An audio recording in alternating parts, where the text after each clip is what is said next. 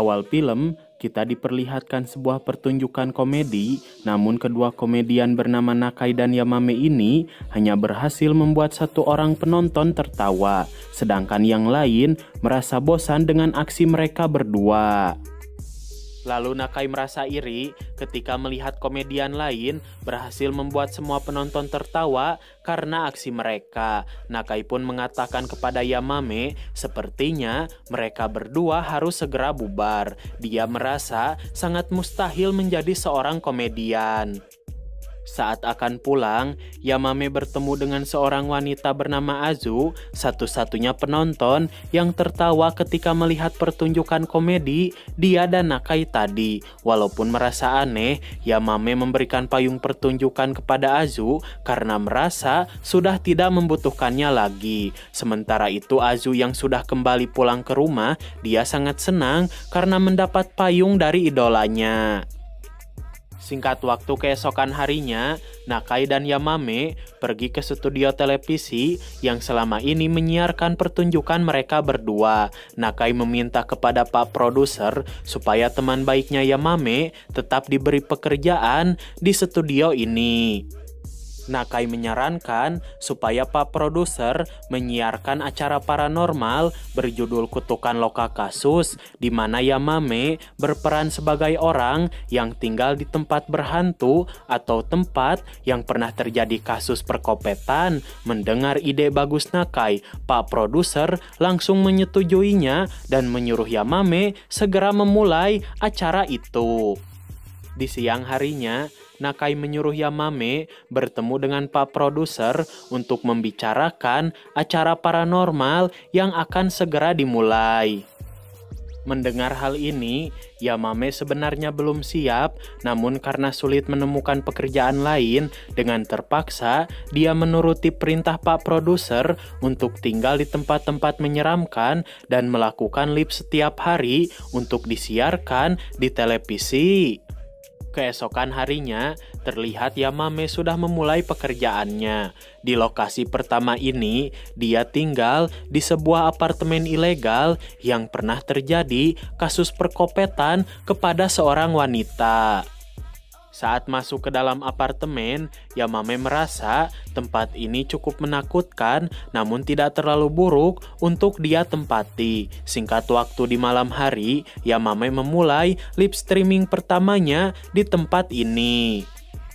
Ketika ingin tidur, Yamame mengangkat telepon dari Pak Produser. Dia bertanya dengan siapa Yamame tinggal karena Pak Produser mendengar suara wanita di dalam apartemen. Namun Yamame heran karena tidak ada siapapun selain dirinya di apartemen ini. Saat diputar ulang di studio, terlihat sebuah asap putih tak sengaja terekam di kamera Yamame malam tadi. Setelah kejadian tersebut, mereka mengadakan talk show dan terbukti banyak orang menyukai acara ini.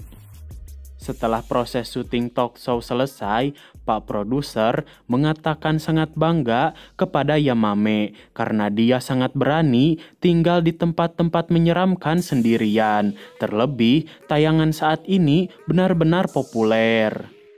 Lalu Nakai mengajak Yamame dan Azu makan di restoran untuk merayakan keberhasilan temannya dalam acara paranormal ini.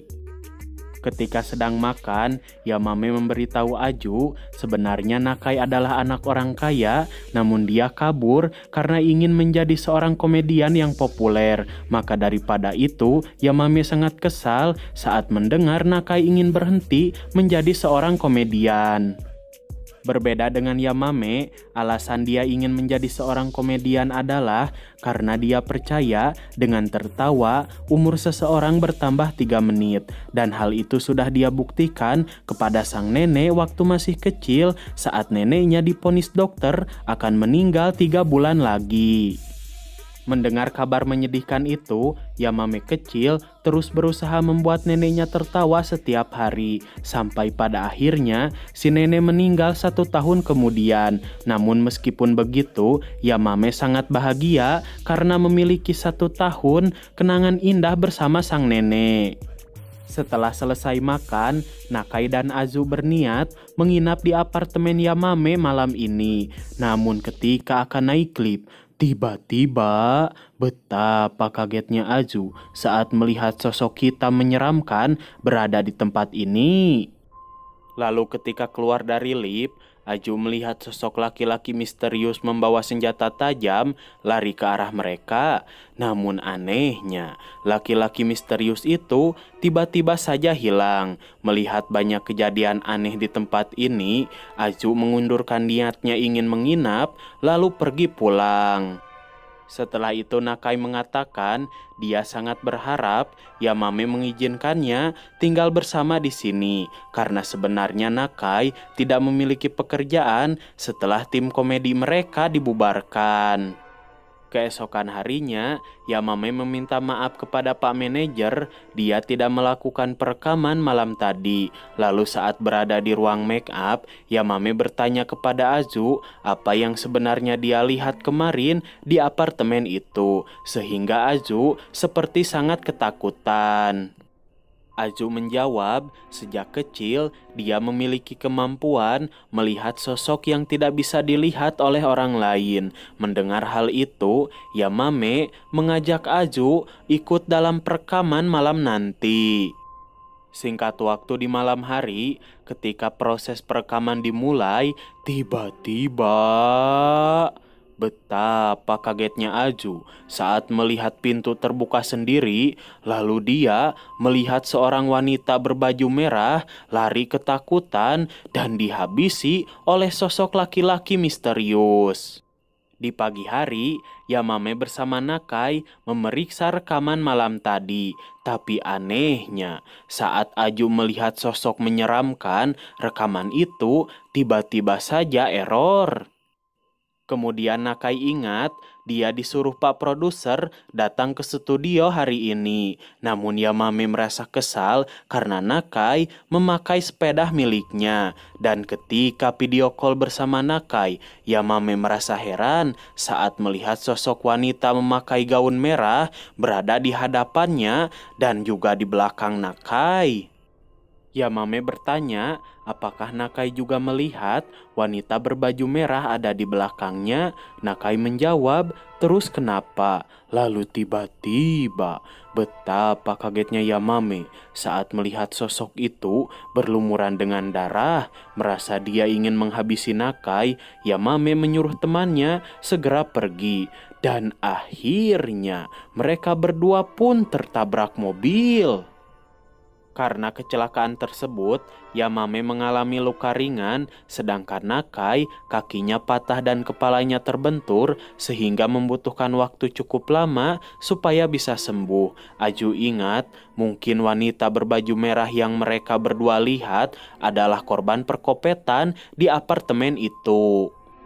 Singkat waktu 6 bulan kemudian, Yamame bersama Nakai datang ke studio bertemu dengan Pak Produser. Yamame sangat senang ketika mendengar Pak Produser menyuruh mereka berdua melanjutkan acara kutukan loka kasus. Di siang hari, Yamame mendatangi salah satu agen perumahan. Pegawai di sana kaget saat mendengar Yamame sedang mencari rumah atau apartemen kosong bekas terjadi peristiwa menyeramkan. Lalu seorang agen khusus datang menawarkan rumah dan apartemen kosong bekas kasus perkopetan kepada Yamame. Setelah dia melihat beberapa kasus di apartemen, Yamame memilih salah satu tempat yang menjadi saksi bisu di mana seorang anak menghabisi nyawa ibunya sendiri.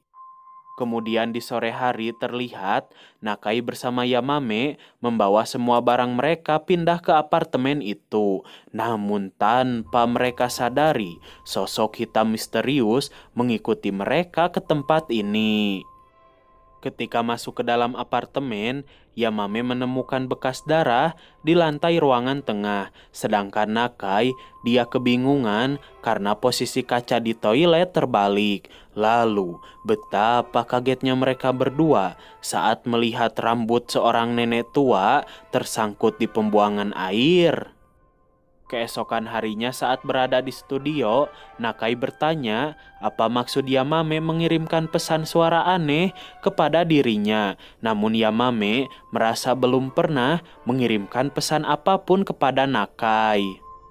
Karena banyak sekali kejanggalan di apartemen mereka saat ini, Yamame dan Nakai menjadi sangat terkenal. Bahkan terlihat seorang wanita cantik ingin meminta foto bersama Yamame. Lalu dia menyuruh Azu memfotokan mereka berdua.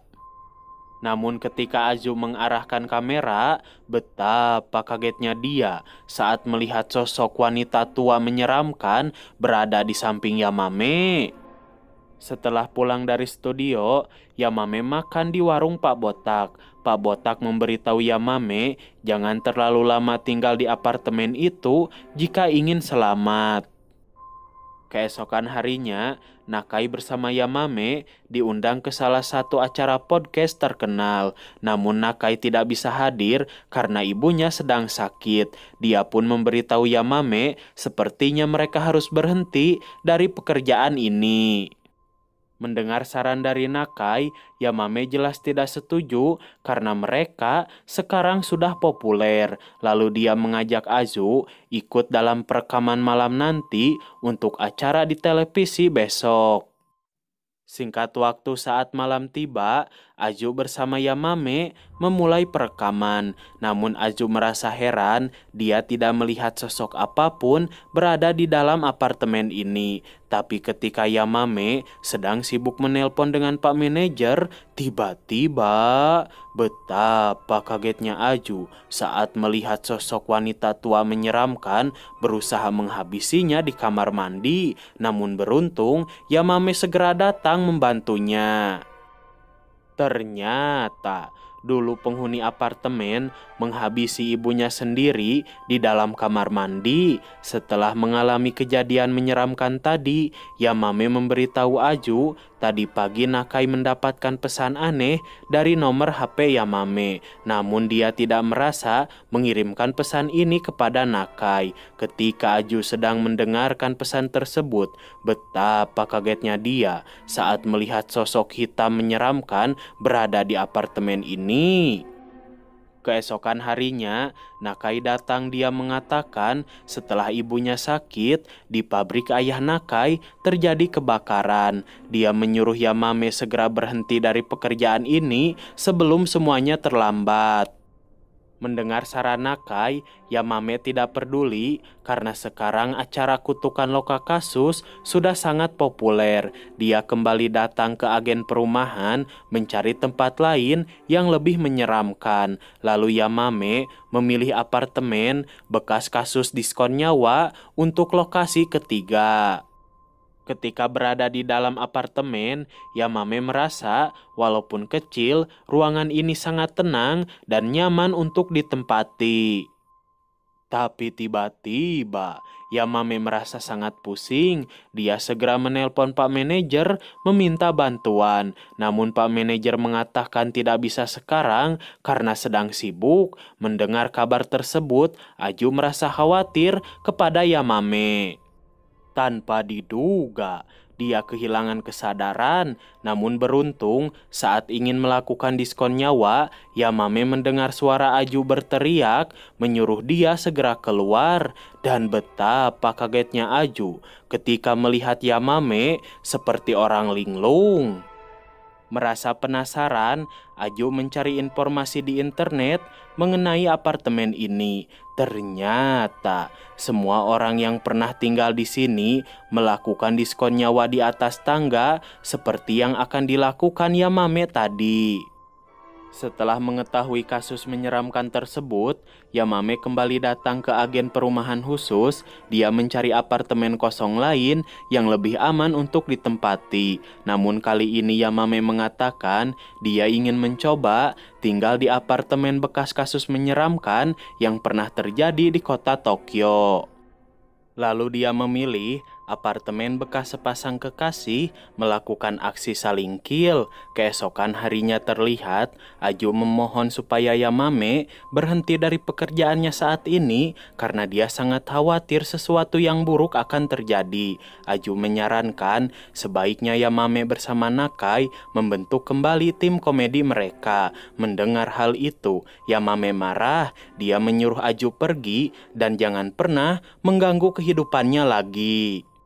Singkat waktu ketika sampai di kota Tokyo, seorang peramal jalanan datang memberitahu Yamame di samping dia ada sosok laki-laki hitam menyeramkan. Orang ini memberikan jimat kepada Yamame untuk berjaga-jaga dari hal yang tidak diinginkan. Tak lama kemudian, Yamame sampai di apartemen barunya. Namun, ketika dia masuk ke dalam apartemen ini, Yamame merasa ada sesuatu yang aneh di dalam apartemen. Dia tiba-tiba mengantuk dan tertidur. Di malam hari saat bangun, Yamame mendengar suara langkah kaki di luar. Namun ketika diperiksa, dia tidak melihat siapapun. Dan tiba-tiba, pintu toilet terbuka sendiri. Yamame merasa apartemen ini benar-benar berhantu. Keesokan harinya terlihat Yamame menghadiri acara podcast yang mengundang dia bersama Nakai beberapa hari lalu. Dia menceritakan semua pengalamannya selama tinggal di tempat-tempat bekas kasus menyeramkan. Sedangkan Nakai berpamitan kepada Aju karena dia berhenti bekerja di studio ini dan akan pulang kampung. Singkat waktu saat malam tiba, Yamame melakukan siaran langsung di dalam apartemen. Dengan kepopulerannya saat ini, dia merasa bangga. Bahkan Yamame menantang semua hantu yang ada di sini menampakkan diri di hadapannya. Namun tanpa dia sadari, wajahnya berubah menjadi sosok aneh. Aju yang melihat kejadian itu merasa takut dan sangat khawatir kepada Yamame. Kemudian setelah melakukan siaran langsung, Yamame pergi keluar membeli makanan. Namun ketika dia pulang dan membereskan tempat tidur, betapa kagetnya Yamame saat melihat semua hantu di dalam apartemen ini menampakkan diri di hadapannya. Yamame pun berteriak histeris karena arwah-arwah penasaran ini semakin mendekati dirinya. Namun beruntung, jimat dari si kakek peramal berhasil mengusir mereka semua. Tapi tiba-tiba, betapa kagetnya Yamame saat melihat seorang pria berjubah hitam menyeramkan dan sosok ini tidak bisa diusir oleh jimat. Sementara itu di luar, terlihat Aju datang ke apartemen ini. Dia sangat panik ketika mendengar Yamame berteriak. Saat berhasil masuk ke dalam, betapa kagetnya Aju. Karena ternyata sosok menyeramkan yang sering dia lihat ingin menghabisi Yamame. Namun sialnya, Aju dan Yamame dikendalikan oleh sosok menyeramkan itu. Bahkan mereka ingin melakukan aksi saling kill seperti penghuni sebelumnya. Ketika Aju akan menusuk Yamame, beruntung Nakai datang menyelamatkan mereka berdua. Tapi percuma saja, Nakai belum bisa mengalahkan sosok menyeramkan ini. Lalu dia menelpon ibu agen perumahan khusus dan bertanya harus bagaimana. Si agen menyuruh Nakai segera membaca mantra yang sudah dia ajarkan di hadapan sosok menyeramkan itu. Saat lilin ritual ditiup, pengaruh jahat di pikiran Aju dan Yamame hilang sehingga mereka berhasil diselamatkan oleh Nakai. Meskipun Yamame dan Aju kembali sadar, sosok makhluk menyeramkan ini tetap ada dan lilin ritual tidak mempan terhadapnya. Ketika si makhluk ingin menghabisi mereka bertiga, Yamame melindungi kedua temannya menggunakan payung pertunjukan. Tanpa diduga, aura jahat yang diberikan si makhluk berbalik dan melenyapkan dirinya sendiri. Loh, kok bisa gitu? Gak tahu, tanya aja sama produser yang bikin film ini. Setelah sosok menyeramkan itu hilang, Nakai pulang kampung untuk melanjutkan bisnis ayahnya. Sedangkan Yamame dan Aju, mereka tetap melanjutkan acara kutukan loka kasus. Bahkan mereka berdua sekarang berstatus sebagai pacar. Namun tanpa mereka semua sadari, si ibu agen perumahan khusus kerasukan sosok hitam menyeramkan, lalu dia keluar dari kantor dan melakukan diskon nyawa. Melihat kejadian menyeramkan ini, Yamame dan Azu memilih berhenti dari acara kutukan loka kasus dan film pun berakhir.